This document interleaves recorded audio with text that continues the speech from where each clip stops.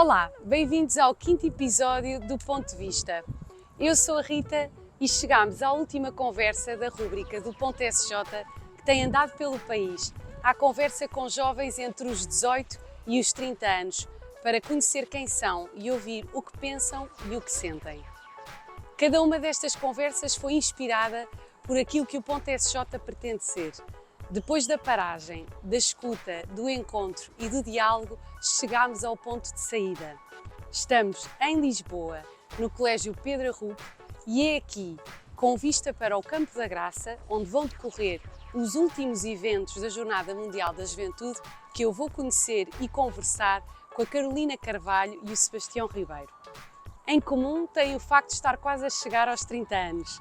A Carolina é advogada estagiária e o Sebastião trabalha no Comitê Organizador Local da Jornada Mundial da Juventude. Com eles vou conversar sobre os desafios do nosso tempo e sobre como a Igreja se vê de dentro e de fora. Mas antes da nossa conversa, vamos conhecê-los melhor. Olá, o meu nome é Carolina, tenho 27 anos, sou luso-brasileira e sou de Cascais. Eu sou licenciada em Direito, sou neste momento advogada estagiária. Nos meus tempos livres eu gosto de estar com os meus amigos, gosto de estar com a minha família, gosto bastante também de passar tempo de qualidade com os meus animais de estimação. Gosto muito de ler, principalmente literatura portuguesa, essa de Queiroz e Machado de Assis.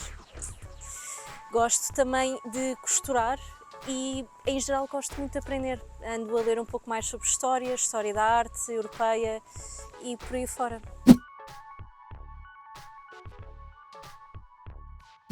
Olá, sou o Sebastião Ribeiro, tenho 28 anos, sou casado, estou na Jornada Mundial da Juventude a trabalhar nas relações internacionais desde fevereiro de 2022. Sejam bem-vindos aqui ao Comitê Organizador Local.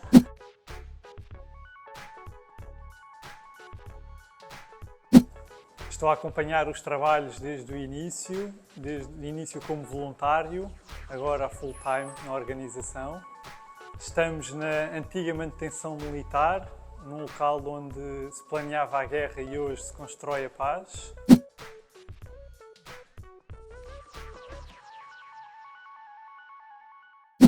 Olá Sebastião, olá Carolina, bem-vindos e obrigada por terem dito que sim a este nosso convite e desafio. Eu vou começar com uma provocação. Vocês estão perto dos 30 anos, 28 e 27. Exato. Ainda se sentem jovens? Olá, antes de mais, muito obrigado pelo convite. De facto, sim, sinto-me jovem. Acho que a questão da juventude não se mete pela idade. E, portanto, há jovens mais velhos, jovens mais novos, mas ainda com um espírito muito jovem. É mais estado de espírito do que número? Mais estado de espírito, muito mais. Então sentes-te jovem de espírito, mas também és de número?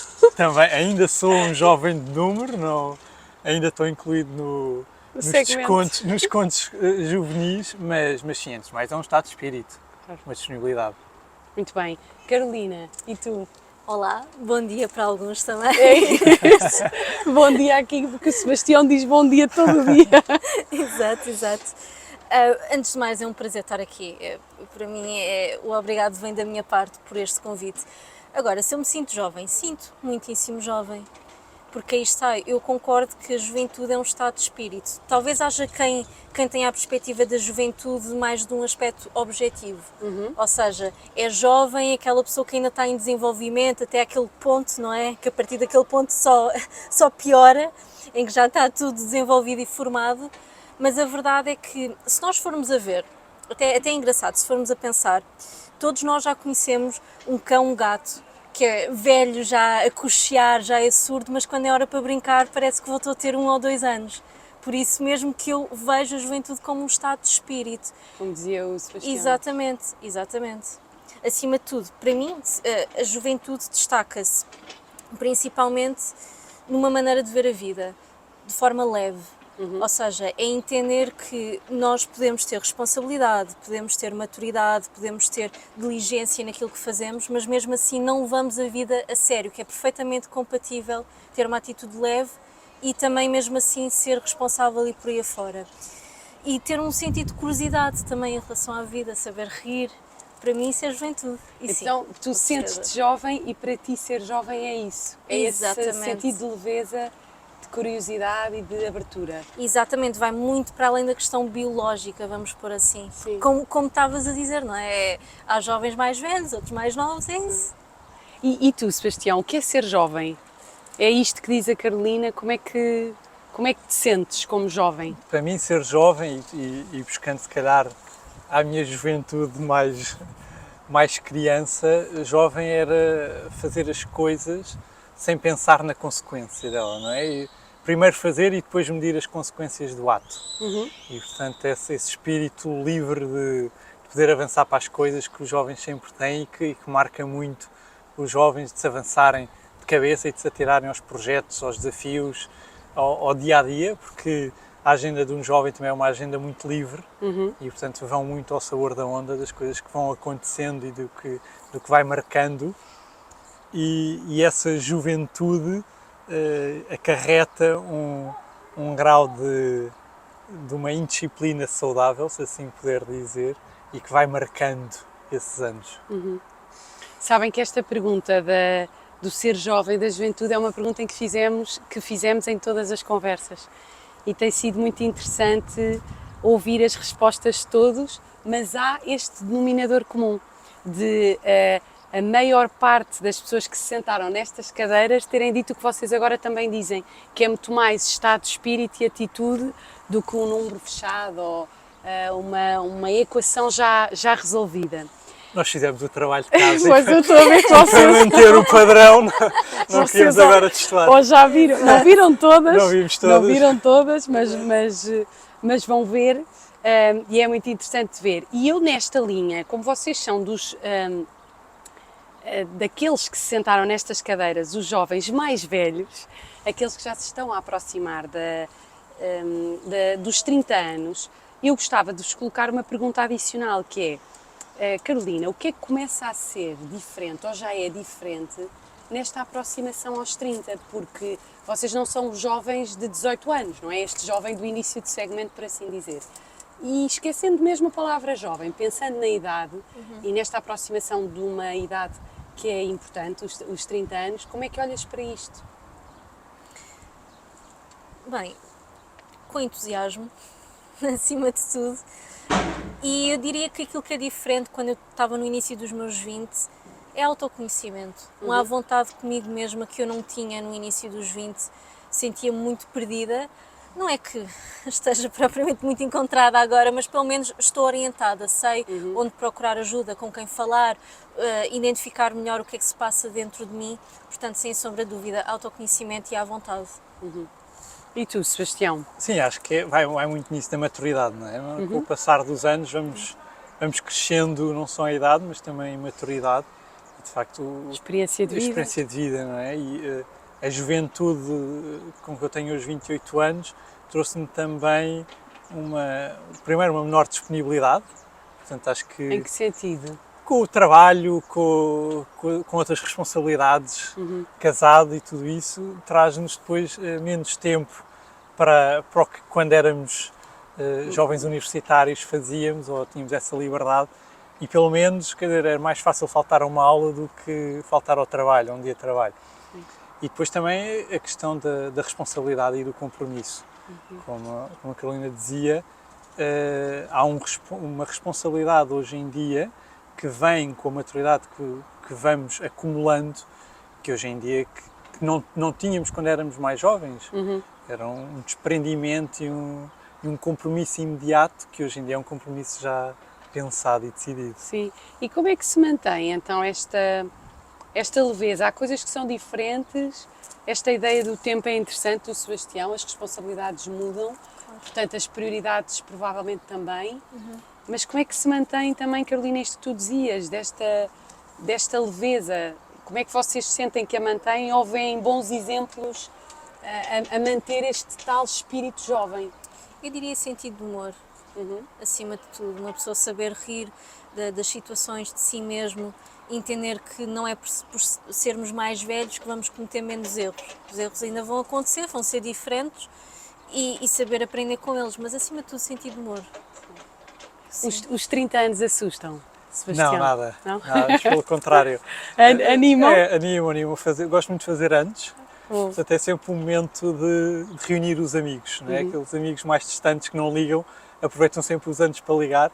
Eu gosto muito de falar e de ter a questão dos amigos também é uma forma de ir alimentando a juventude. Portanto, A amizade. A amizade, a partilha, portanto, percebermos de facto que não somos jovens sozinhos, portanto, que temos outros connosco a serem jovens e que vamos vivendo e vamos partilhando e vamos, ao longo da vida, estas fases que são muito idênticas nesta geração e os problemas são muito comuns, as soluções podem ser diferentes, mas há partes do caminho que são iguais e que depois cada um depois tem a sua vida interior, a sua vida pessoal, mas que em momento de partilha é muito idêntica. E é muito rico, não é? Sim. E faz muita Cria diferença. Sim. Tu, neste caso, és um jovem a aproximar dos 30 anos, já casado há 2 anos. Exatamente.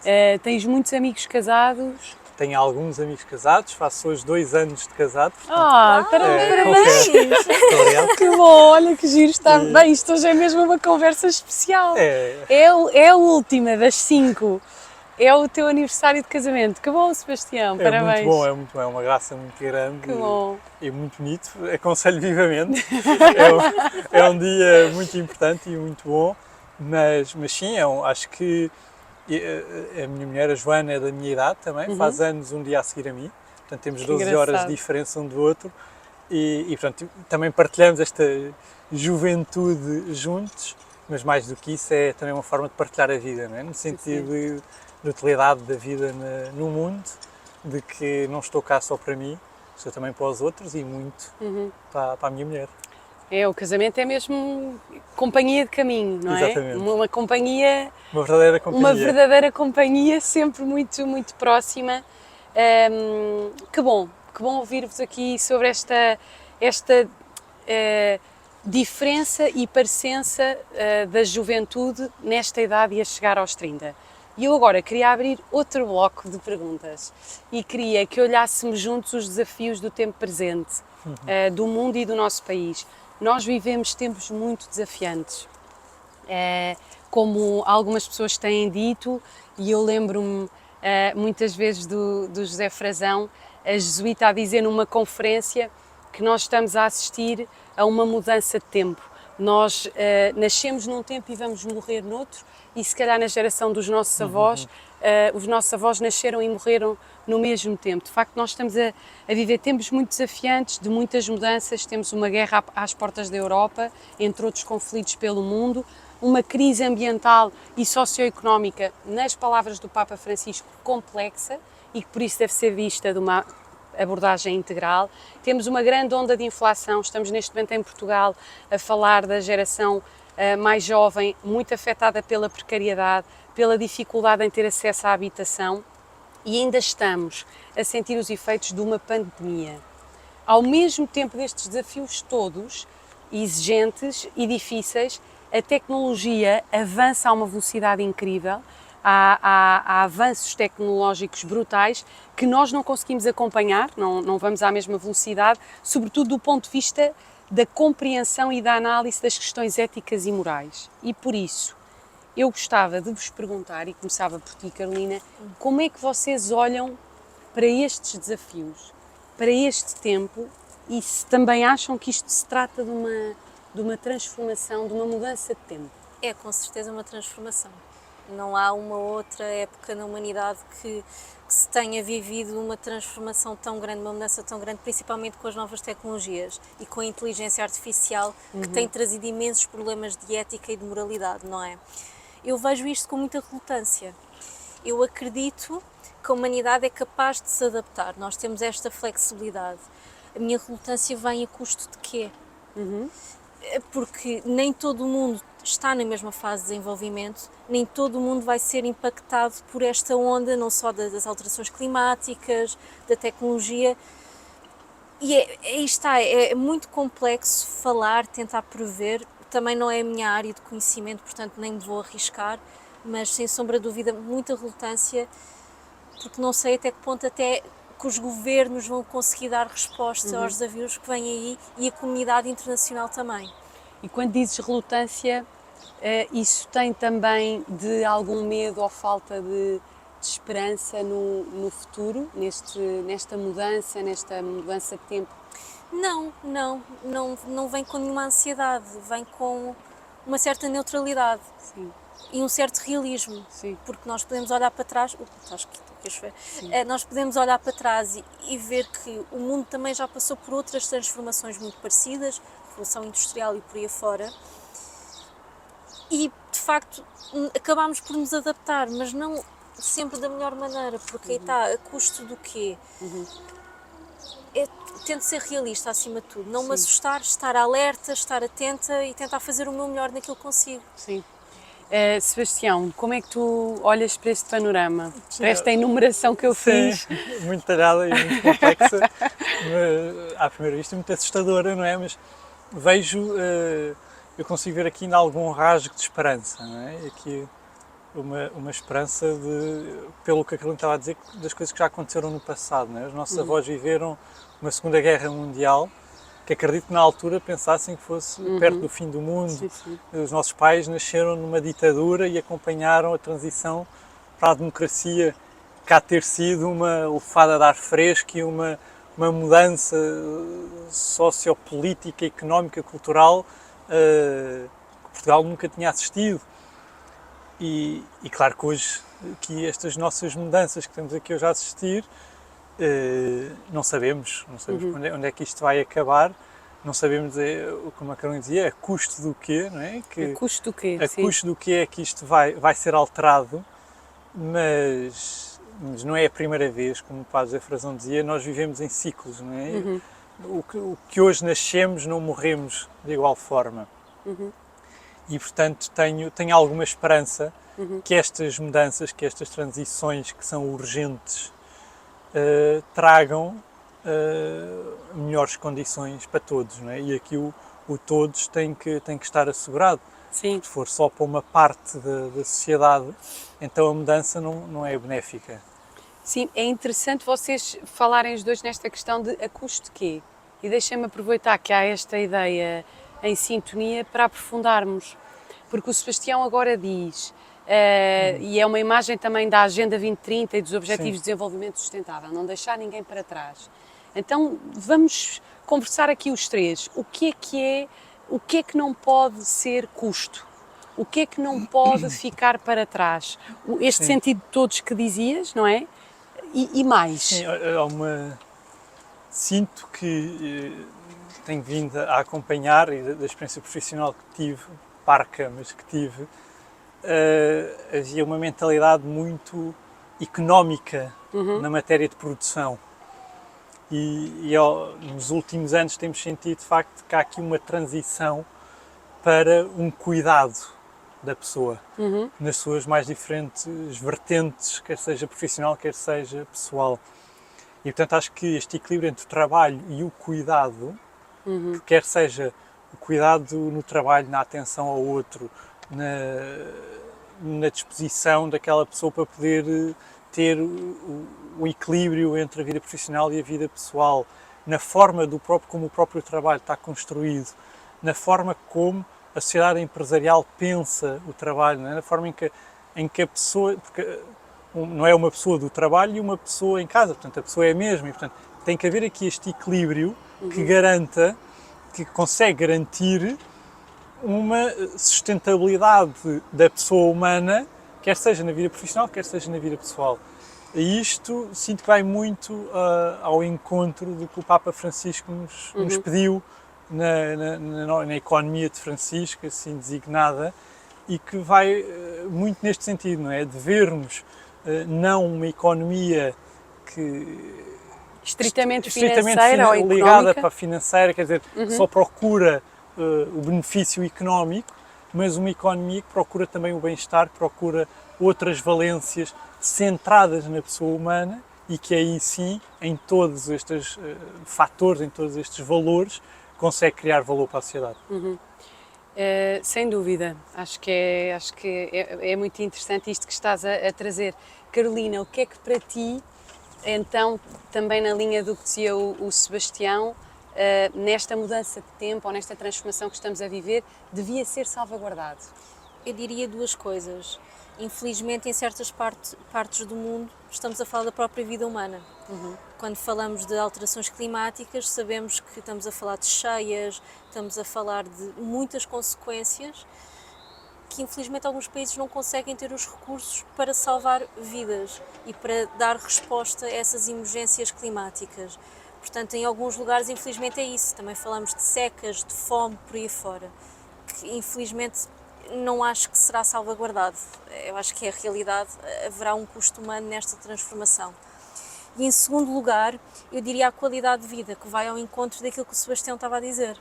Ou seja, principalmente no que diz respeito às novas tecnologias, a questão da saúde mental é muito importante. Saber gerir a questão das redes sociais, o que é verdadeiro, o que não é verdadeiro. Agora, com a inteligência artificial, também é muito importante não colocar um apoio psicológico dentro da inteligência artificial, o que é interessante porque eu até tinha visto uma notícia que, infelizmente, não me lembro em que país foi, mas que houve um senhor que andava um pouco deprimido e que recorreu a esses chats de inteligência artificial para desabafar, e o resultado acabou por não ser o melhor, ele acabou por suicidar. Eu vi essa notícia. Sim, é terrível. Portanto, esse equilíbrio de qualidade de vida, de saúde mental e de entender também que não é porque agora temos inteligência artificial e tecnologia que faz as coisas por nós, que nós temos que perder a nossa capacidade intelectual e a nossa capacidade de criar novas coisas. Estamos a falar também manter a criatividade, a imaginação. Portanto, aí está estas duas questões, a questão da vida e a questão da qualidade de vida também. Vai depender de zona do planeta, infelizmente. O bem viver, que é uma expressão que também se utiliza quando se fala destes temas. É interessante que o tema da tecnologia tem acompanhado estas conversas. E temos falado dele, e eu acho que também o tema da saúde mental tem estado presente. E eu aproveitava que falámos no tema e entrava exatamente por aí, porque os dados relativos à saúde mental em Portugal e nas gerações mais jovens são preocupantes. Uma estatística que tem semanas, penso eu, falava em 20 e tal % dos adolescentes que dizia que não aguentava mais. Portanto, esta ideia do não aguentar mais é uma ideia tão limite e tão forte, marcou-me bastante. Sebastião, como é que olhas para isto? Como é que sentes este tema da saúde mental na tua vida? Na idade dos vossos pais, na vossa idade, na altura dos vossos pais, não se falava tanto de saúde mental, portanto, agora fala-se muito. Fala-se nos teus grupos de amigos, nos vossos grupos de amigos? Fala-se e vive-se, não é? Porque é uma realidade que toca a todos. E de facto é importante não deixar para trás ou não ignorar. Portanto, mais do que dar conhecimento, partilhar, aconteceu e depois encontrar uma solução, não é? Isto é uma situação que acontece e que tentamos, dentro do grupo de amigos, quer dizer, procurar acompanhar a pessoa, porque sentimos de facto que aconteceu-me com uma amiga minha que teve uma situação dessas, claro que depois com excesso de trabalho, quer dizer, isto de facto, a natureza está muito ligada ao trabalho e por isso é que é preciso corrigir o que está a montante para depois que o jusante possa ser mais tranquilo. E portanto acho que, como disse, esta questão muito, e que o Papa Francisco já destacou ainda antes da pandemia, portanto isto é um problema que a pandemia afetou, mas que não vem da pandemia, não surge com a pandemia. Sim, não vem só da pandemia. Não vem só da pandemia, que seja de facto pensada e trabalhada e que não, agora temos que pô-la em prática. Não poderemos continuar em estudos e a pensar em novos métodos, temos de facto que implementar e ir à raiz da questão e acompanhar. Acho que passa muito pelo acompanhamento, numa lógica de não cair numa pessoa isolada, para depois não acontecerem os casos como a Carolina disse, que é ir para a realidade virtual e pedir ajuda num estado em que uma pessoa não está bem. Né? E o não estar bem, como diria a música da Mimi Freud, não faz mal não estar bem, mas é Sim. importante, Sim, depois sim. também reconhecer essa fase Sim. com o sentido que vai haver uma fase melhor, não é? Na Sim. esperança e na certeza de que vai haver uma fase melhor. Sim, e sobretudo não estar bem tem graus diferentes Exatamente. e quando falamos em saúde mental falamos de questões também muito, muito diferentes. Carolina, como é que tu vives isto, não é? De facto, hoje em dia fala-se muito. Como é que tens sentido isto na tua vida? Pois a saúde mental é uma questão muito querida para mim. Ui, estou aqui a bater no Não há microfone, problema. peço desculpa a quem esteja a ouvir. Mas é uma questão muito querida porque eu sou neurodivergente, descobri nos meus 20 que estou no espectro de autismo e tenho déficit de atenção. E de facto, quando eu olho para trás na minha vida, eu vejo que o maior reflexo da minha neurodivergência foi exatamente a ansiedade, que se manifestou desde muito cedo. Então eu ainda apanhei assim um desenvolvimento na saúde mental cá em Portugal muito grande. No início não se falava muito, no início estamos a falar o quê? Final dos anos 90, início dos anos 2000, era tudo coisas da cabeça da pessoa, não se compreendia e hoje em dia há de facto uma sensibilidade muito maior e melhor para as questões da saúde mental. E como o Sebastião estava a dizer, o acompanhamento é essencial. Ter uma rede de apoio é essencial. Mas desculpa interromper-te, Carolina, Sim, força. porque esta questão do acompanhamento parece-me importante nós sublinharmos. Estamos a falar de acompanhamento apenas profissional ou estamos a falar também de rede, de família e amigos? Era isso que eu ia comentar, exatamente. Não só profissional, como é óbvio que é essencial, não há como em alguns casos estamos a falar de patologias mesmo, é Claro. preciso profissionais a acompanhar, mas também a nível de rede de amigos, de família, e também sei de situações, porque infelizmente tenho amigos que também tiveram situações muito más na saúde mental, e já tive a confirmação das histórias deles que também temos todo um mecanismo do Estado que está aqui para nos apoiar. Ligando para a Saúde 24, a pessoa pode pedir acompanhamento psicológico em certas linhas, em situações de grande stress, há várias linhas de apoio por aí fora. Portanto, sim, é bom vivermos num país em que sabemos que o Estado tenta nos acompanhar, pelo menos há lugares que podemos recorrer. Obviamente o acompanhamento profissional e também é sempre bom ter o acompanhamento da família e dos amigos, de uma comunidade que nos possa acolher, é muito importante. Sim, porque as pessoas sozinhas, sem rede, é mais fácil certas questões escalarem e as pessoas sentirem-se em lugares de desespero e não terem ninguém com quem confrontar. Esta ideia da amizade, e por isso é um tema que tem vindo muito nas conversas, porque temos falado muito de mundo online e mundo offline. E hoje, no mundo online, ainda que estas questões estejam presentes, não se estabelecem relações da mesma forma que no mundo offline. E a relação precisa dessa dimensão do encontro e da presença.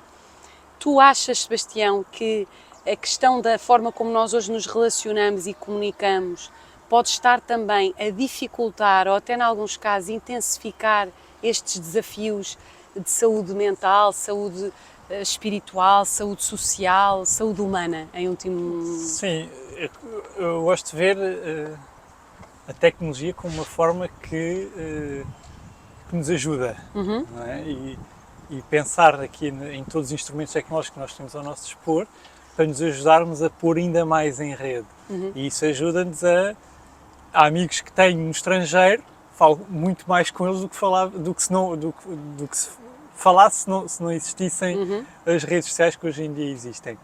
E, portanto, é preciso saber fazer o equilíbrio, portanto, as coisas boas, utilizá-las como tal e depois não deixar descambar para um uso incorreto das mesmas. E esse uso incorreto pode depois acabar em situações de isolamento, querer-me afastar, querer antissocializar-me, que de facto que não ajuda em nada, tanto no caminho espiritual, no caminho pessoal, no caminho de relação.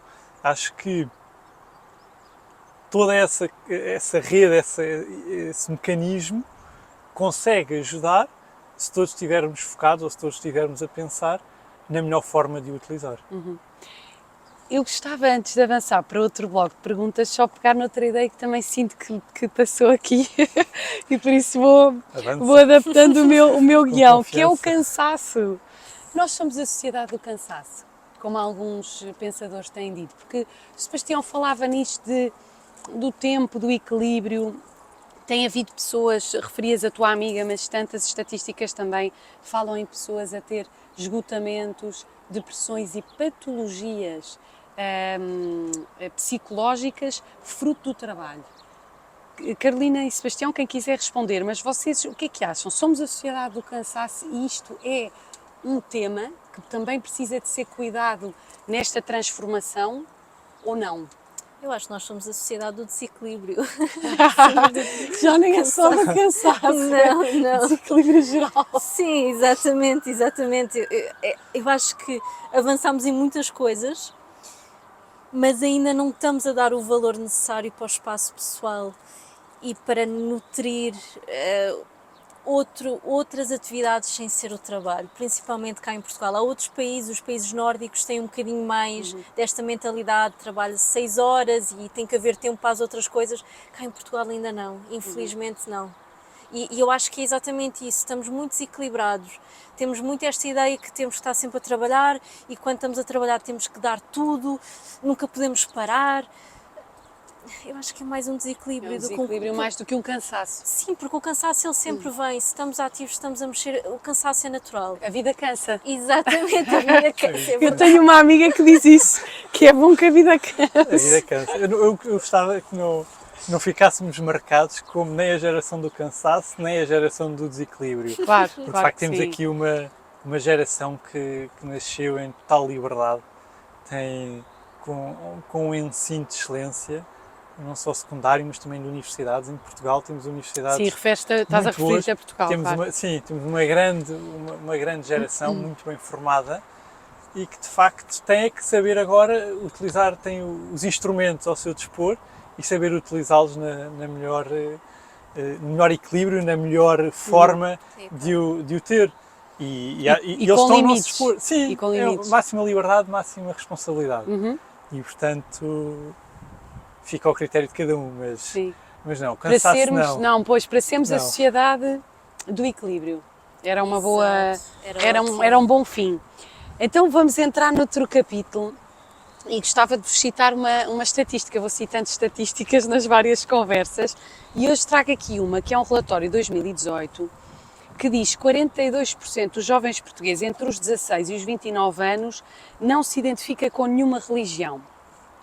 No que toca aos restantes 58%, a esmagadora maioria professa o cristianismo, sobretudo representado na Igreja Católica, mas mais de metade destes admite que não frequenta regularmente a missa nem tem por hábito rezar. Gostava que olhássemos para estamos ao lado do Campo da Graça, onde vão decorrer os eventos finais da Jornada Mundial da Juventude. Portugal prepara-se para acolher um evento de uma envergadura como nunca antes aconteceu. Sebastião, qual é a previsão do número de pessoas?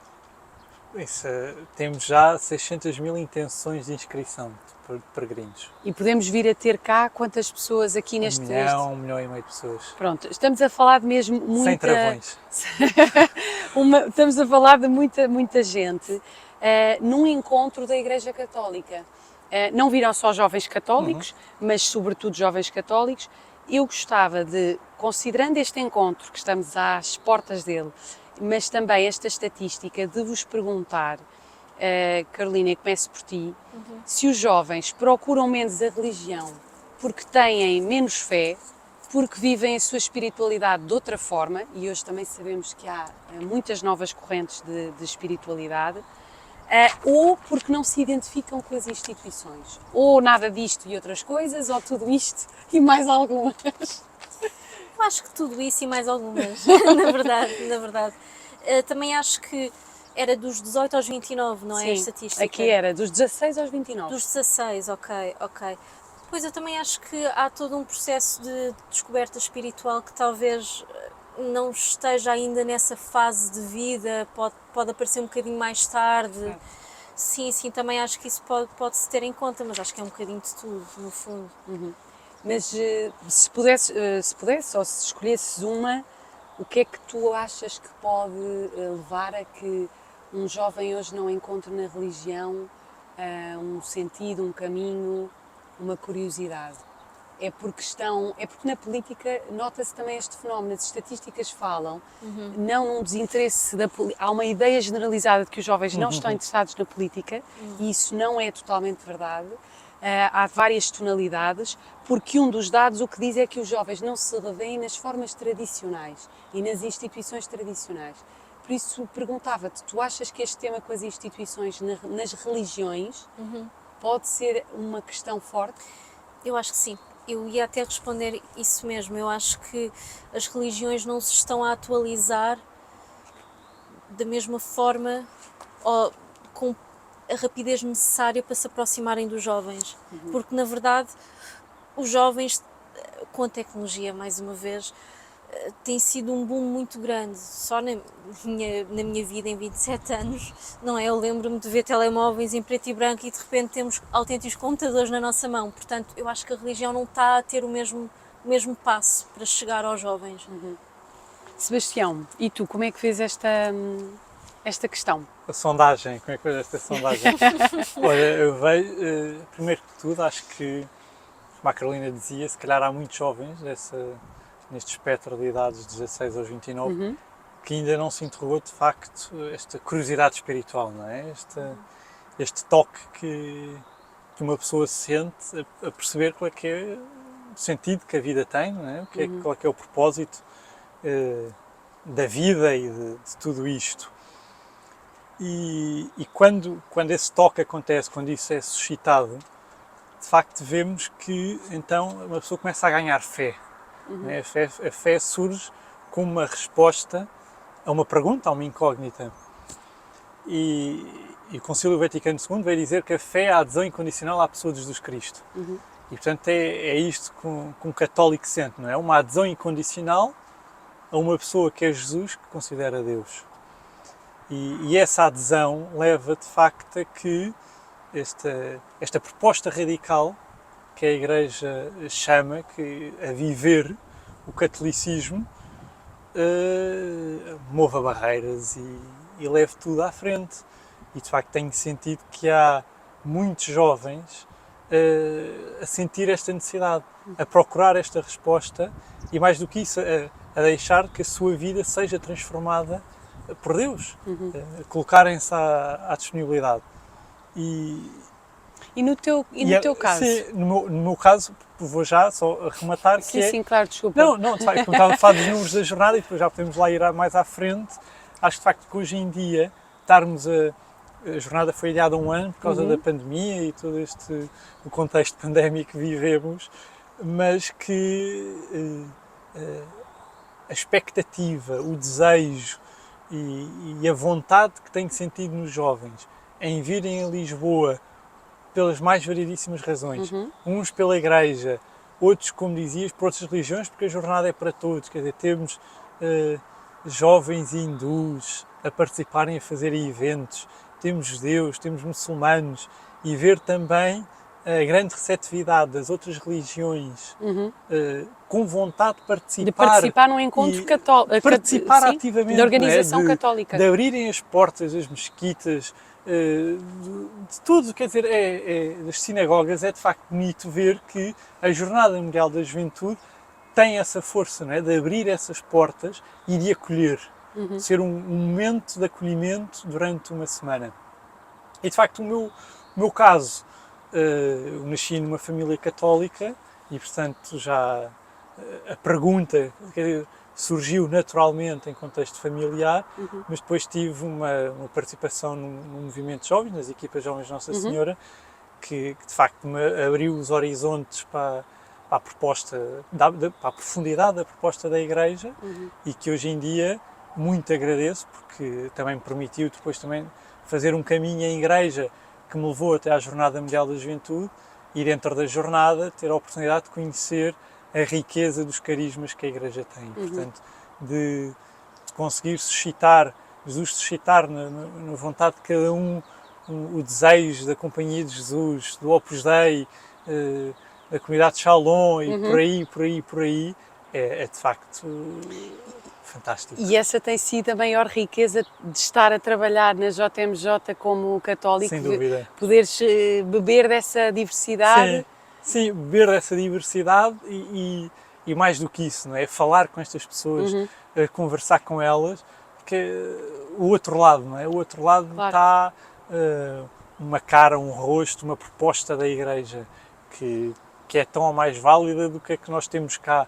Claro. E ver a diversidade da Igreja presente em todo o mundo, então essa sim é uma coisa fantástica. Nós aqui hoje estamos a ter esta conversa na maior das liberdades, sem restrições. É verdade. Uma coisa que era completamente proibida, quer dizer, fora de fronteiras, muito perto aqui de Portugal, e perceber essa realidade e na vontade que o Papa Francisco tem de se encontrar aqui em Lisboa com os jovens de todo o mundo, e aqui são mesmo jovens de todo o mundo, é muito bonito. E nós na equipe das Relações Internacionais termos tido este cuidado de ir buscar jovens peregrinos do Iémen, da Síria, das Maldivas, do Butão, das ilhas do Pacífico, sim, daquelas ilhas quando está a maré alta há menos do que quando está a maré baixa, quer dizer, aquelas coisas que acontecem. É impressionante, é mesmo muito bonito. E contextos muito próximos de nós, em África. Sim. Eu vou querer voltar aqui à JMJ, já voltamos, porque tenho aqui mais provocações Vamos. para te fazer. Continuemos nas sondagens. Mas não é mais uma sondagem, mas eu subscrevo o que dizia o Sebastião, no sentido de que bonito que é também estarmos hoje aqui à conversa nesta liberdade, porque quisemos também fazer estas conversas no Ponto SJ exatamente por nos parecer urgente este diálogo, dentro e fora da Igreja. E portanto, Carolina, agora queria passar-te a palavra porque tu tiveste uma educação católica, mas na verdade hoje se te perguntassem, tu se calhar até te dirias que te identificas mais com a religião budista. És uma buscadora da nossa pré-conversa, isto é como as jornadas, também é uma pré-conversa. Muito bem. E falámos um bocadinho disto. Sim. Eu gostava de te perguntar, também com esta mesma liberdade e abertura, o que é que te levou ao afastamento da Igreja Católica? Se foi um processo de busca natural ou se há coisas que tu encontraste que afastaram em vez de atraírem?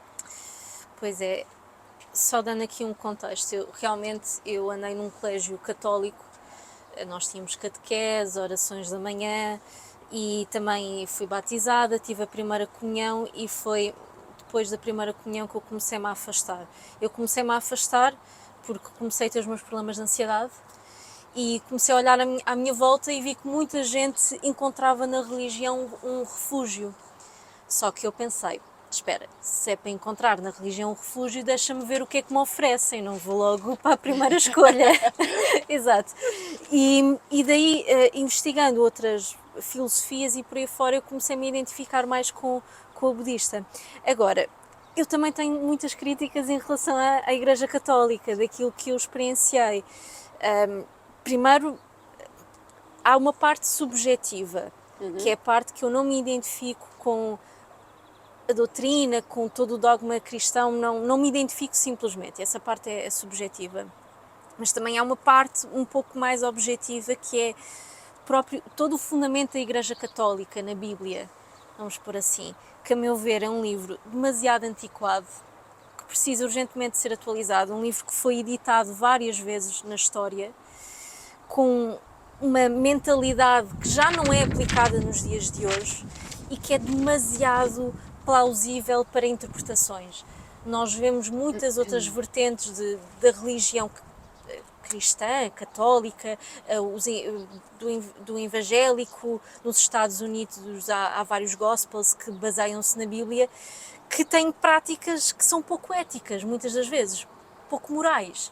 E, portanto, ter um livro que suscita tanta interpretação e tanta diversidade, não sei, Não te atrai? Não me atrai. Há muitas partes da Bíblia que acho que são questionáveis. E depois eu também, aquilo que eu senti, e aí está. Pois, eu ia te perguntar, e a tua experiência pessoal? Pois. Houve alguma coisa que tenha tocado e marcado não pela positiva? Eu não tive nenhuma experiência negativa, felizmente, assim, diretamente negativa não tive. Mas da minha experiência, aquilo que eu sinto, e enfim, que vai com o devido pedido de desculpas a quem isto possa ofender, é que a Igreja não dá espaço para pensamento crítico. O que é muito irónico, porque em certa parte da história a Igreja apoiava muito o desenvolvimento científico. É mesmo muito engraçado ver como eu acho que hoje em dia a ideia de pensamento crítico na Igreja vai sempre cair todo na mesma caixa. Podes ter uma certa flexibilidade de pensamento, mas tens que estar ainda dentro dos moldes daquilo que é o dogma e daquilo que é as ideias do catolicismo. Isso não me parece verdadeiramente pensamento crítico, já para não falar que eu ouço muita gente a fundamentar os seus argumentos, a sua ética e a sua moralidade, mais uma vez num livro que eu acho que é antiquado, que foi escrito por seres humanos, tem todas as vicissitudes de ter sido escrito por seres humanos, mesmo que comunicando com Deus, isso também já é... dá para se questionar, até dizer chega, até que ponto é que as pessoas realmente falam com Deus. E se Deus fala de volta, acho um bocado preocupante aqui entre nós.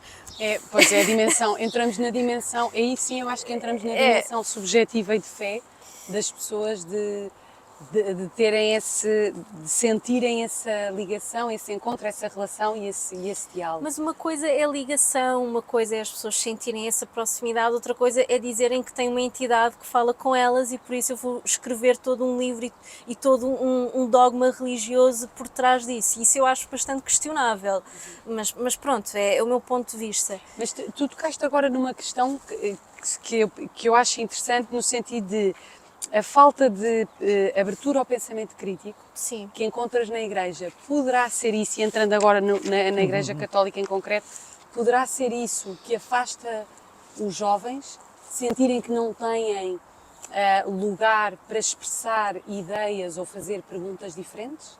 Não, eu acho que não, eu acho que o problema não é esse, o problema é que eu acho que as respostas são sempre um bocado formatadas. Eu sinto que a Igreja tem abertura para essas questões, pelo menos cá em Portugal. Mas as respostas elas estão sempre demasiado formatadas naquilo que é a doutrina, o dogma, a Bíblia, e era o pensamento que eu queria terminar. Eu sinto que há muita gente católica que fundamenta a sua moralidade e a sua ética naquilo que é a religião católica, e não num discurso que eu acho que deveria ser, acima de tudo, mais filosófico do que religioso.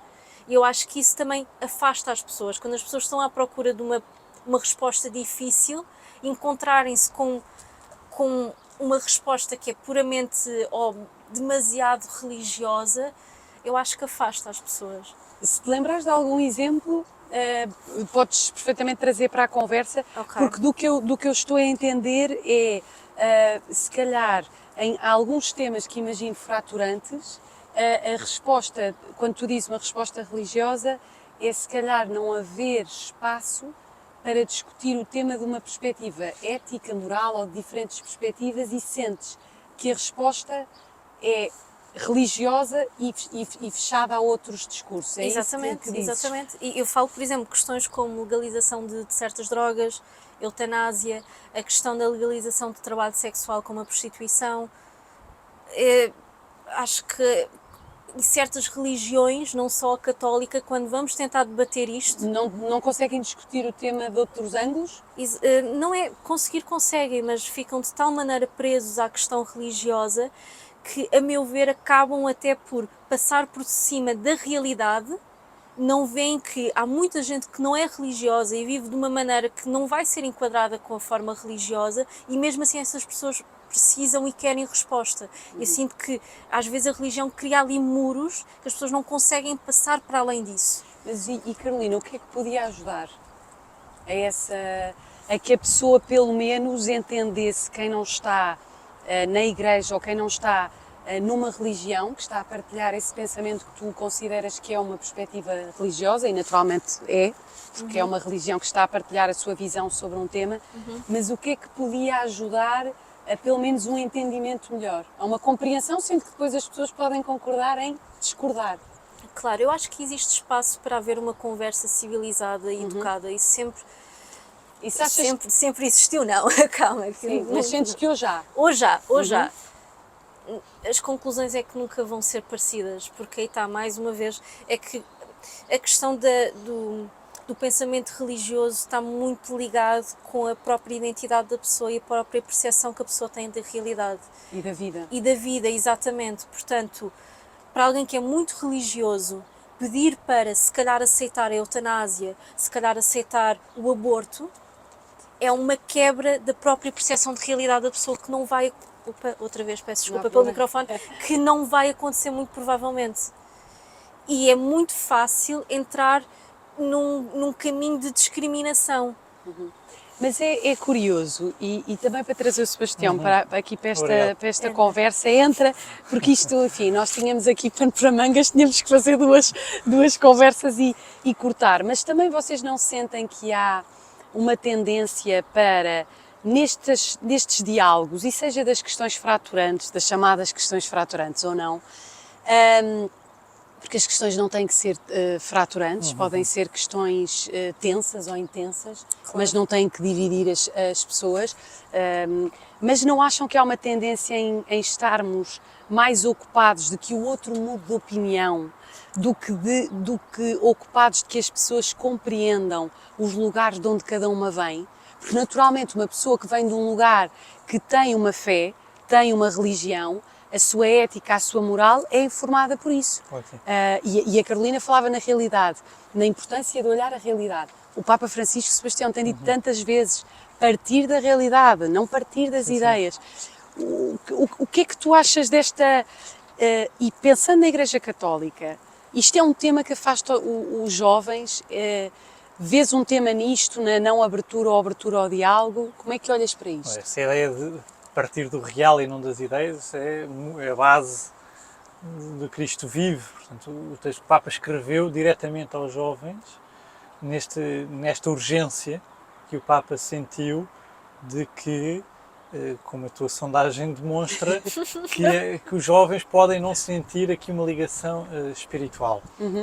E nesse texto o Papa é muito concreto no ponto de chegar ao coração da pessoa, não é? Que o jovem tem que ser um instrumento na sua vida, em qualquer momento, de Cristo. E este exemplo de Cristo vem-nos pelo batismo. Não é? A partir do batismo nós somos apóstolos, somos descendentes de Cristo. E esta Bíblia pelo qual nos guiamos não é nada mais nada menos que um texto que tem as passagens, no Novo Testamento, as passagens que os evangelistas escreveram da vida de Deus. Portanto, aqui não houve propriamente uma interação muito grande de Deus a falar com eles, agora escreve aquilo, agora escreve aquilo outro. Foram os episódios que foram acontecendo ao longo da vida de Jesus. E para nós católicos, Jesus é o Filho de Deus. E, portanto, essa é a premissa.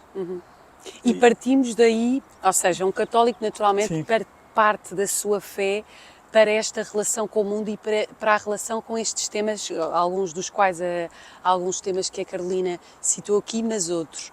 Agora, o que eu pergunto, Sebastião, é neste diálogo sobre estas questões, em que quando a Carolina diz que por vezes as pessoas religiosas, não só católicas, se ficam pela perspectiva religiosa, tu sentes o mesmo, não sentes? E como é que olhas para esta obsessão às vezes de querermos que os outros mudem, entramos para um diálogo a querer que os outros mudem de opinião e se calhar não entramos para o diálogo a querer compreender o que está em cima da mesa? Mas não, acho que aqui falo do conheço. Acho que há uma grande preocupação da Igreja em, de facto, querer entrar. E querer entrar não impondo-se, mas acolhendo.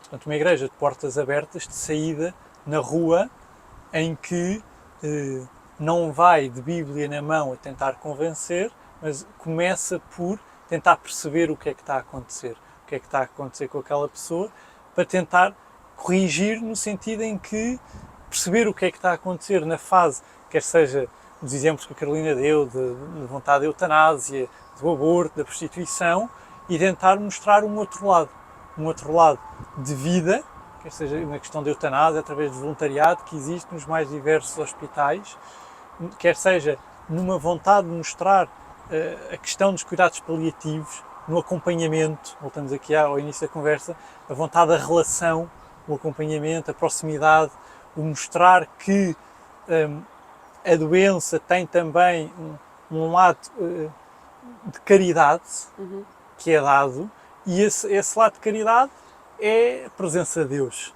Portanto, nós somos instrumentos para levar essa presença de Deus às pessoas. E esta proposta, ou seja, o que tu dizes que a Igreja tem uma proposta, que depois se desagrega em várias propostas, tu sentes que esta proposta, hoje, pensando nos jovens, é compreendida?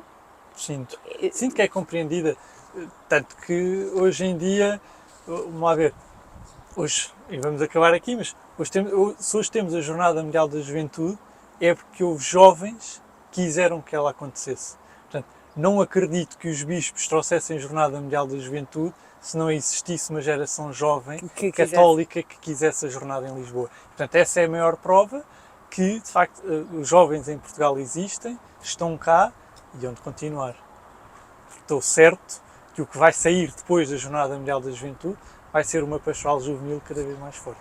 E quando o Papa fala numa igreja em saída, Carolina, tu ouves esta expressão do Papa Francisco, pensando na Igreja Católica, com os desafios, alguns dos quais têm ouvido falar na comunicação social, mas pensando na tua experiência e a partir do teu olhar, porque o que nós pretendemos aqui são os pontos de vista de cada um. O que é que tu achas que o Papa quer dizer quando diz que a Igreja precisa de ser uma igreja em saída?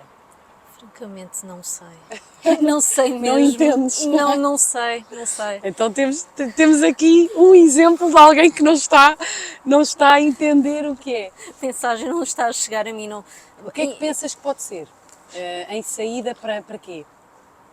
Eu espero que seja em saída de ou seja, um virado de página da Igreja Católica conservadora, tradicional, inflexível. Eu espero que seja isso, mas aí está. Eu também não acho que seja um problema que a Igreja Católica se mantenha nos seus moldes tradicionais, porque há outras maneiras de ver o mundo e as pessoas podem se relacionar com outras maneiras de ver o mundo, porque aí está, nós não estamos a tentar convencer ninguém de nada. Claro.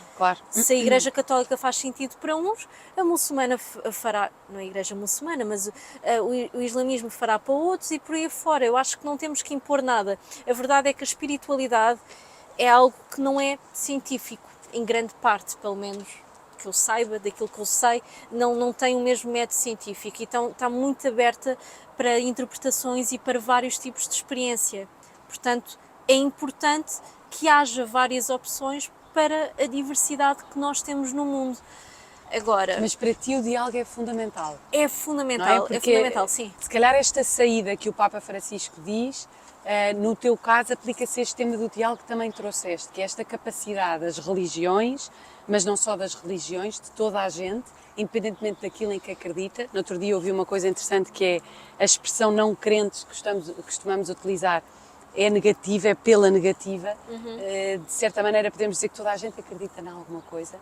É verdade, sim. Portanto, neste acreditar de algo, a partir de uma religião ou não, que passa por uma religião ou não, para ti o que é central é haver diálogo, é haver esta capacidade de uma abertura. No caso da Igreja Católica, que a Jornada Mundial da Juventude traga também mais abertura, mais diálogo com o mundo e mais diálogo com os jovens? Achas que isto podia ser um bom resultado da jornada?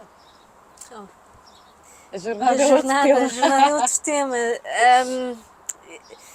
Queres-me perguntar diretamente sobre a jornada? O que é que eu acho O que é que tu achas que podia, o que é que achas que era desejável que uma Jornada Mundial da Juventude a ocorrer aqui, atrás de nós, o que era desejável que trouxesse? Olha, a primeira coisa que eu gostava que trouxesse é que estamos a investir tanto dinheiro nisto que pelo menos a estrutura sirva para outra coisa sem ser a jornada. Já agora, não é? Com Diz os que milhões, sim, que vai servir. espero que realmente Diz que vai servir. tenha uma utilidade para o povo português para além da jornada. Essa é uma. Essa é uma. Outra coisa que eu gostava que nascesse aqui da jornada, mais transparência política. Porque o que aconteceu no início com a jornada a nível político é impensável. Preocupa-me muito esta irresponsabilidade política, esta falta de respeito pela democracia que o nosso executivo tem tido. E acho que o que aconteceu no início é uma prova de algo que não pode acontecer. O processo ter sido mais transparente nesta explicação do palco. Do palco, exatamente. E das conversas entre com o Presidente. Igreja Católica e Exato, políticos. exatamente. E aquilo que me parece também essencial, nós vivemos num Estado laico. Não me parece correto o tipo de investimento público que está a ser colocado nas jornadas. E acho que aquilo que devia ser retirado das jornadas é que talvez esteja na altura de colocar o dinheiro dos impostos noutros lugares. Eu sei que isto vai trazer a retribuição e o expectável é que traga mais retribuição financeira, mas mais uma vez a custo de quê? Porque nós sabemos que vamos ter muitos recursos que vão ser todos direcionados para aqui, desde polícia, ambulâncias, transportes públicos. Será que realmente é justificável para apenas uma religião? Pode ser sim a maioritária, pode sim ser uma grande representação da nossa cultura, mas a verdade é que vivemos num Estado laico e num Estado plural. Um Estado de direito democrático com uma sociedade plural. Eu espero que traga um afastamento daquilo que é a questão política para a questão religiosa, especificamente com a católica, E que se voltar a fazer um encontro destes, achas que o processo devia ser muito diferente, feito de outra forma? De outra maneira, a organização devia ser muito melhor. Desculpa, Sebastião. Mas uma coisa sabemos, Carolina e Sebastião, e a nossa conversa vai boa, mas temos que começar a concluir. Mas uma coisa sabemos, mais de 1 milhão de jovens vão reunir-se aqui em Lisboa para um encontro à volta daquilo em que acreditam, a partir do que acreditam, em busca, e vai certamente trazer muita coisa. Sebastião, tens estado a trabalhar na jornada, o que é que tu esperas neste pós-jornada? Vamos lá ver, então, para começo, que é a jornada, é um evento católico que tem claramente, e porque não era possível fazê-la sem o apoio do Estado. E não acredito que não houvesse nenhum Estado que não tivesse interesse em ter a Jornada Mundial da Juventude no seu país, na sua cidade, não só pelo retorno financeiro que a jornada trará, mas também pela comunicação e pelo dinamismo que dá da cidade e do país no mundo. Nós estamos a falar do maior evento que existe no mundo. A maior concentração humana foi numa Jornada Mundial da Juventude em Manila, em 1995, com 4 milhões de pessoas, disto à data.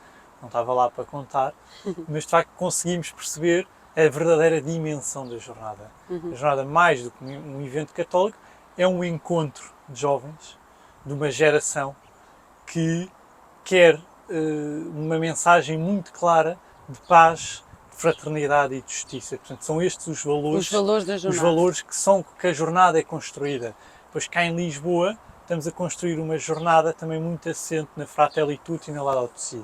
Portanto, na questão da Fratelli Tutti, uma fraternidade entre todos, portanto, uma jornada verdadeiramente inclusiva, em que queremos que a jornada seja um evento apto a todos, às pessoas com deficiência, às pessoas sem deficiência, a todos. Que seja para surdos, seja para cegos, seja verdadeiramente uma experiência que possa ser permitida e vivida por todos. E depois a questão ambiental, que queremos que utilize menos papel, que queremos que seja tentar reduzir a pegada ecológica que tem, não é escondido, um evento destes tem pegada ecológica. Claro. A construção de árvores que a Jornada Mundial da Juventude tem vindo a fazer tenta minimizar esse impacto, e acho que nesta questão ambiental, ecológica e mais éogicas e istas que possam existir, aqui está o exemplo, não é? Nós aqui podemos ver um local que era um aterro sanitário cheio de contentores, e que hoje estamos a vislumbrar